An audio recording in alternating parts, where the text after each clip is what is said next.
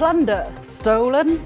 On August the 16th, the British Museum announced that it has launched an independent review of security after items from its collection were found to be missing, stolen, or damaged. It's estimated that some 2,000 artifacts had been stolen by an insider, but George Osborne, the chairman of the trustees of the museum, said that was only a provisional number. The missing treasures include gold jewelry, gemstones, and glass dating as much as 3,500 years old. It remains a mystery when the theft started. The museum admitted, however, it had received a warning in 2021 but hadn't responded as comprehensively as it should have. There are estimates that the theft could have been going on for decades. Now, Osborne also told media later that the museum doesn't have record of all the items in its collection.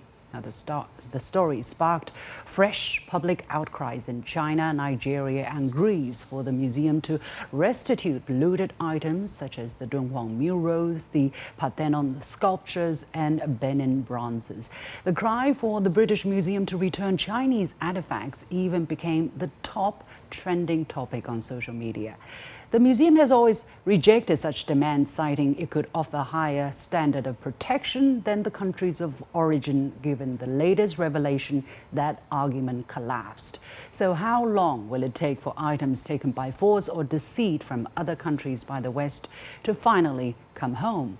Welcome to a special edition of The Point with me, Liu Xin, coming to you live from Beijing.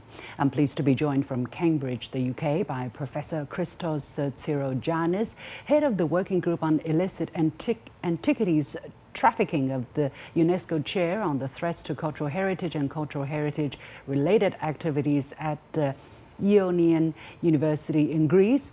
From Beijing by Professor Ning Qiang of Art History and Art Communication at Beijing Foreign Studies University, and from Bangkok, Thailand by David Moser, Professor at Capital Normal University. Gentlemen, welcome to The Point. So let's talk about the details of the theft first. Professor Tsirogiannis, from your understanding, exactly what happened? So for how long the theft has been going on? Apparently it was done by an insider, a curator of part of the museum, and he has been taking things out of the storeroom and selling them on eBay. Exactly what do we know?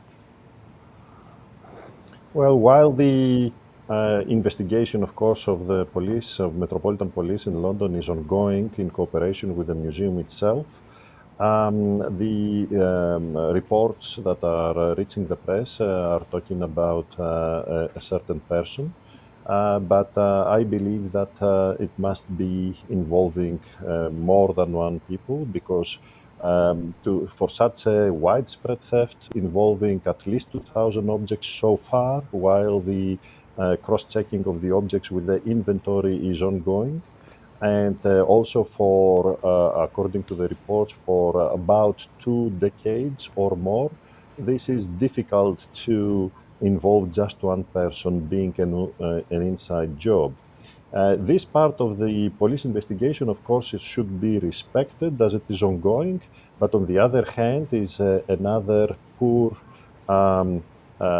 justification or attempt to justify on behalf of the museum by using it, this ongoing investigation argument, as an excuse for not releasing images of the objects that have been identified so far, showing that probably by doing so, it will be revealed that the non-recorded objects or the poorly recorded objects are more than we have suspected initially, and therefore it may reveal a bigger scandal. So, Professor Moser, let me go to you here for the clarity of the situation. How wide exactly could this be? How long could this have been going on? Is it if it is not just one insider, is a systemic thing? Because from the past statements and the present statements, you know that the museum clearly were aware. They have been receiving warnings for years about items, being sold on eBay, and clearly they stonewalled such warnings. Why? Mm-hmm. Mm-hmm. Well, it is disturbing and a little bit unnerving to see that even at such a prestigious institute as the British Museum, that money still talks. The influence of money is still an enormous corrupting influence.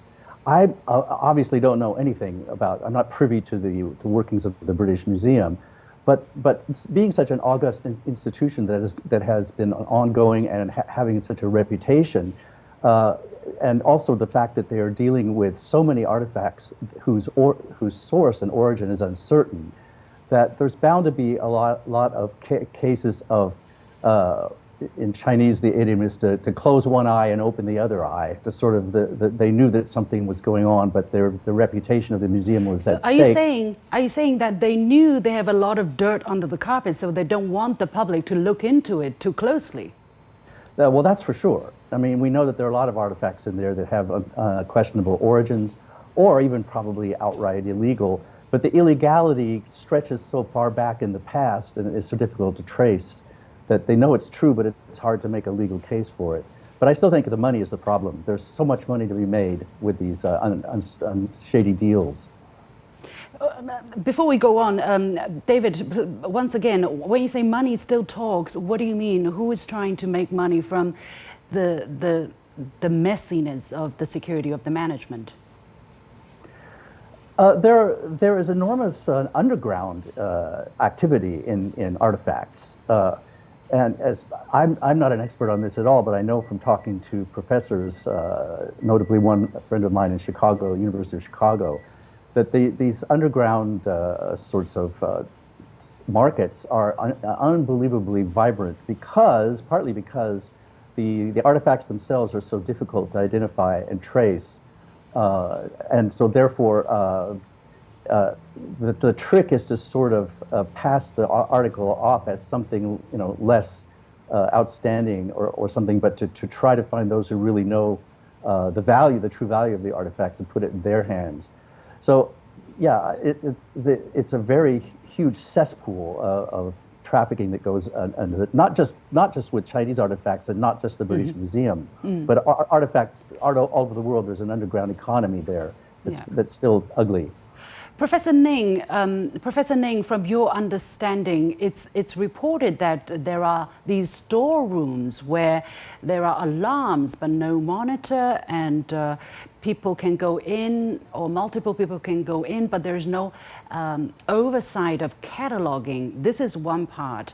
And then, as I said, either the management of the museum or the trustees of the museum just neglected past warnings about items, leaking out of the museum.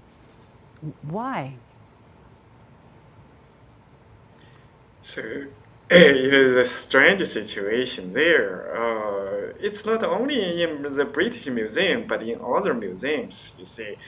I think one reason is the budget cut and the money shortage that caused a problem of conservation. The curators complained. Even curators like at Harvard Museum and at the Guimet Museum in Paris, they all complained that there's no money to actually enhance the security level. When I visited them, they said there's no money and we can't do anything. So this is a problem. There was a theory that even the artifacts were kept in China or in its original situation, it's not even safer than they are currently. But the problem is situation changed.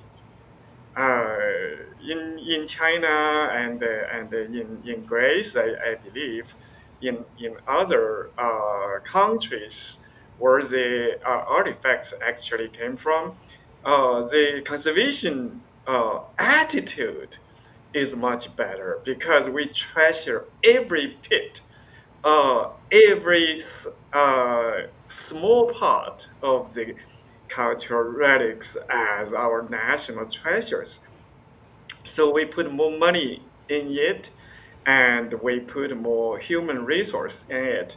So probably 100 years ago or 200 years ago, the situation is somehow legitimatize the removal of the artifacts from its original place to its current location. But now situation changed dramatically, and it is much better to get the artifacts back to its own home country, and because people love it. Yeah, well, some people, especially in the UK, have called this opportunist. You know, these kind of calls opportunist, that they are politicking using this scandal.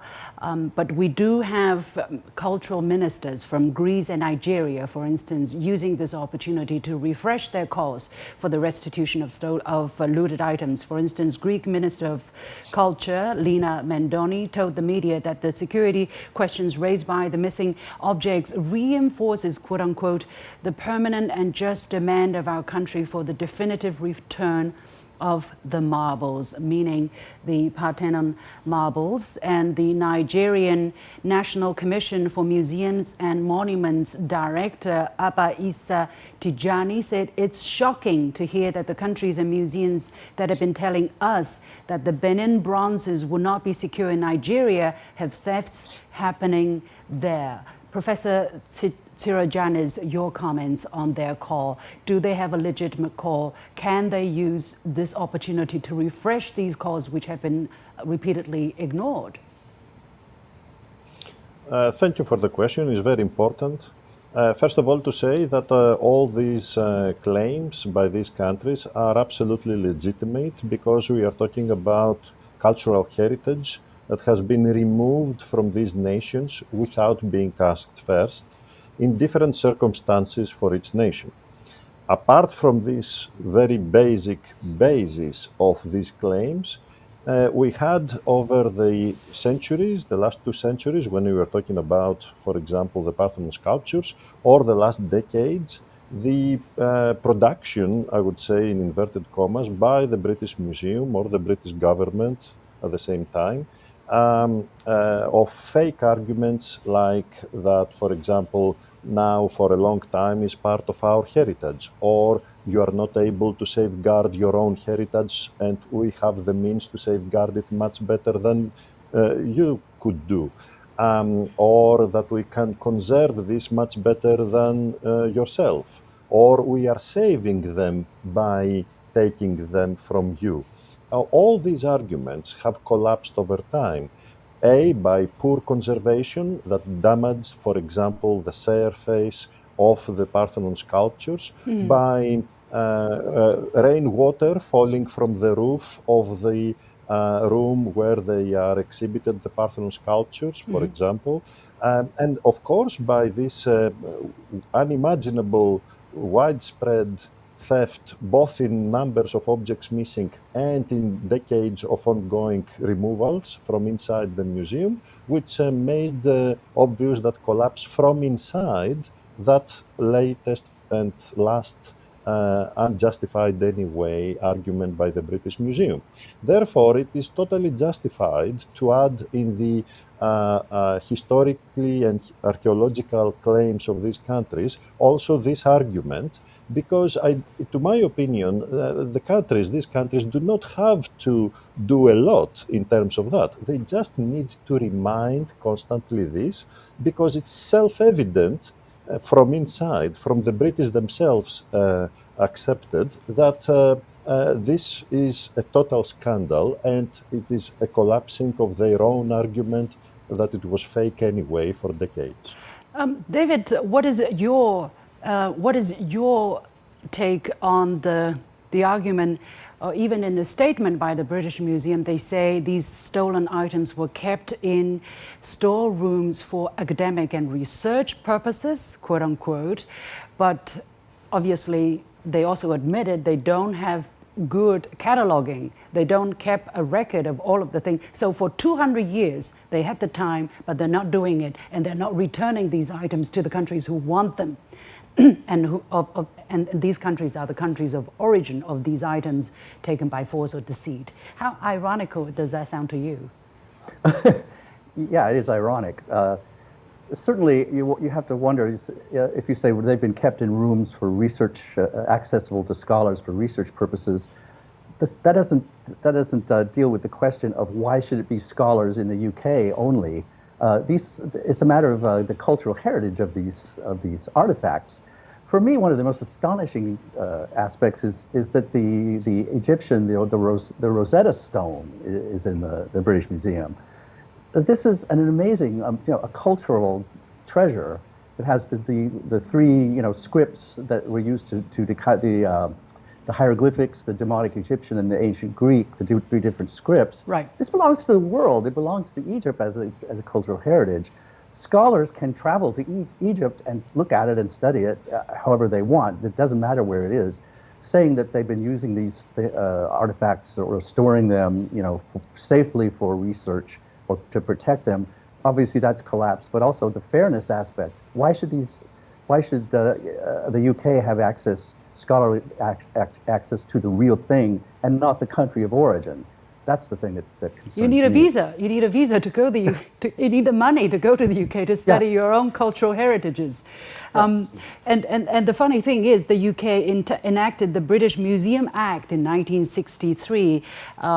The Article 3 or Section 1 of Article 3 states that subject to the provisions of this act, it shall be the duty of the trustees of the British Museum to keep the objects compromised in the collections of the museum within the authorized repositories of the museum, except insofar as they may consider it expedient to remove them temporarily for any purpose connected with the administration of the museum and the care of its collections. Basically saying, except for temporary purposes, we're not releasing these items. Professor Ning, what is your read? Can we use such a domestic law to hold on to plunder from other countries? Well, I don't think it's a good reason to do that, to keep in its current museums. Like academically, the artifacts, if they are returned to its original place and restored in its original situation, it's much better for researchers to recontextualize. Like the Dunhuang murals. Like the Dunhuang Like murals, the right? Dunhuang murals, you can't just study it piece by piece. So it would be much better for international scholars and domestic scholars inside China to do research together in the original space when the artifacts are returned and restored, like a piece of mural or a sculpture. It belongs to the original space because it could restore the original situation. That's what we're trying to do for research. Yeah. Well, so it's very, I think the argument is not the legal issue, but also an important academic issue there. Well, Professor Tsirogiannis, there is the question, because we have a lot of such artifacts, right? Not just from China, from many different countries of origin and in many different Western museums. So in practical terms, how can such hurdles, and there are legal hurdles, it takes years to restitute a stolen object. So from a practical point of view, where do we start? How can countries work together? If the British Museum or the British government refuses to release these items, can they be held accountable in any way? Thank you for the question. I think we need first to clarify what is really happening here. Here the countries have to deal in reality with a legal invention by the British state itself and the British Museum itself in order to protect what has been looted in previous hundreds of years during colonialism by that state. Being back then an empire and now has lost all these kind of imperial magnitude and so on. And they are still, however, trying to hold on what has been looted during these times. This is the truth. Now, the countries should not be tricked by this internal inception and invention of a law or regulation within the museum. This is their problem to deal with. And because we are not living in colonial times in the 1700s, we are in 2023. And the countries have proved that all these arguments by the British Museum and the British governments in the past were fake through and through, with the latest incident the biggest proof now. I think it's their problem, internal problem, to change these laws that they don't permit themselves to act. This has nothing to do with the countries themselves that rightfully are claiming their own cultural heritage.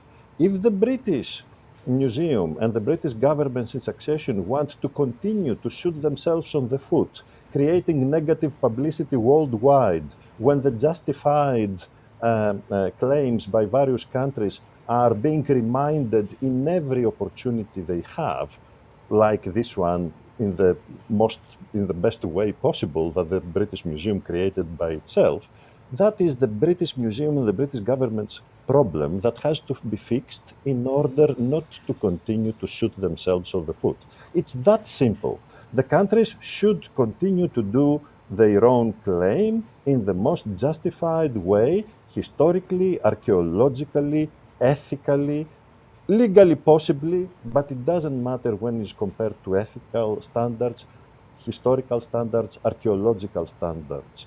And therefore, this is what it should continue to happen. The British Museum should deal with their own mess. Either we are talking about these cases of thefts or a wider internal guidelines that themselves created and proves a problem for themselves only, not for the countries that are claiming. David, there are reports, for instance, some successful cases have happened over the past between the United States, Switzerland, Germany. They have returned some of these kind of artifacts back to China. How were such negotiations conducted? Why is the British so difficult to deal with? The British, as the previous guest just talked about, has this imperial legacy of being an empire, and I think that's part of the problem. Is that it's a matter of national, face. One case we saw that I remember clearly during the 2008 Olympics was when the two bronze heads that were originally on the fountain at the Yuan Summer Palace and were looted after the Second Opium War. Were put under the auction block at Christie's, and of course, Chinese were outraged, and eventually, I think a Chinese businessman bought those two for $40 million, but then didn't pay it because he said it was an insult.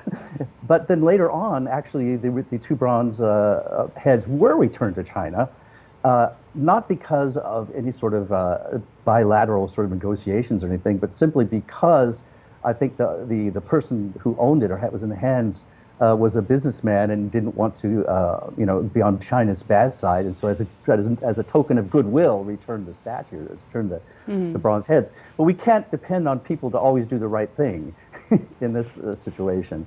The problem now, I think, is that there's so many artifacts for which, if someone has a doubt that they belong in another country, there's paper that they hold that show the legal and process of ownership transfer, and these are taken as legal documents here. They say, look, these belong to this person rightfully according to law, and so therefore, we can't just give it back. So I think that's one of the problems there. That system, if the point of input was illegal or it was an example of looting or something, it surely cannot imagine that the subsequent legal string of ownership it just somehow magically made legal, just because it was originally looted and we don't have a source for it. Yeah, so this is a big problem because a lot of these artifacts were taken, 100 years ago, 200 years ago. How do you trace that origin, and how do you punish the offsprings of someone who was a looter? How to deal with that?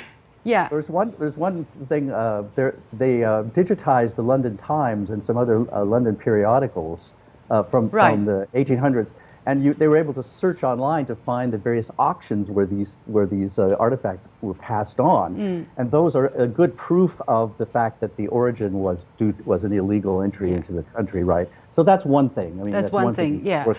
Well, just now we were showing our audience some pictures of Chinese objects, including animals that's looted from China, including the dog from Yuan that was literally called Looty when it was presented to the British Queen. As I said, this doesn't just happen in the UK, it also happens in France, in other countries, a lot of other. Professor Ning, so how eager are the Chinese state and the people to have their past back now that we can, now that we know how to take care of them? This topic was #1 on the Chinese social media trending topic. What does that say? That's right. It's not only the issue for scholars, but also for the public. I think nowadays, when people are more educated and they understand the cultural value of the artifacts, so I think the Chinese public now are so eager to get the cultural relics back home. I think it's not just for the purpose of national pride, but also for the moral concerns of people, like the humiliated history of the past, and to refresh and reconstruct a Chinese identity. So I think almost every Chinese person are now eager to somehow get the looted or stolen artifacts back to China. And I think our argument is the artifacts belong to its original space and they should be returned and restored. It's not just a property, but also a national identity symbol. Okay. Mr. Tsirogiannis, one last question and 30 seconds, please. Now what should be done? Now that we know there's a lack of money for management, for maintenance, for security, there's a lack of awareness, but these artifacts are still there. It will take a long time for them to be returned. What must be done by the British government and the British Museum? First of all, not allow themselves to believe that this is justified arguments. It is their misappropriation on recording the objects in the first place, and especially in a digital era, the lack of funding is not an argument that justifies such a theft. Therefore, they should correct this. Also, the governments themselves who are claiming their treasures, they need to cooperate together. And to that, I can give you the latest news that at Ionian University in Greece, we are establishing now a cooperation with the World Sinology Center in order to work on also illicit antiquities research as well. Thank you very much for briefing us on that. Many thanks to my guests, Professor Christos, Tsirogiannis, Ning Qiang, and David Moser. We have to leave it there. And thank you for watching this special edition of The Point with me, Liu Xin, coming to you from Beijing live. As always, you can follow me on Facebook and Twitter using the handle Liu Xin in Beijing. You've got the point.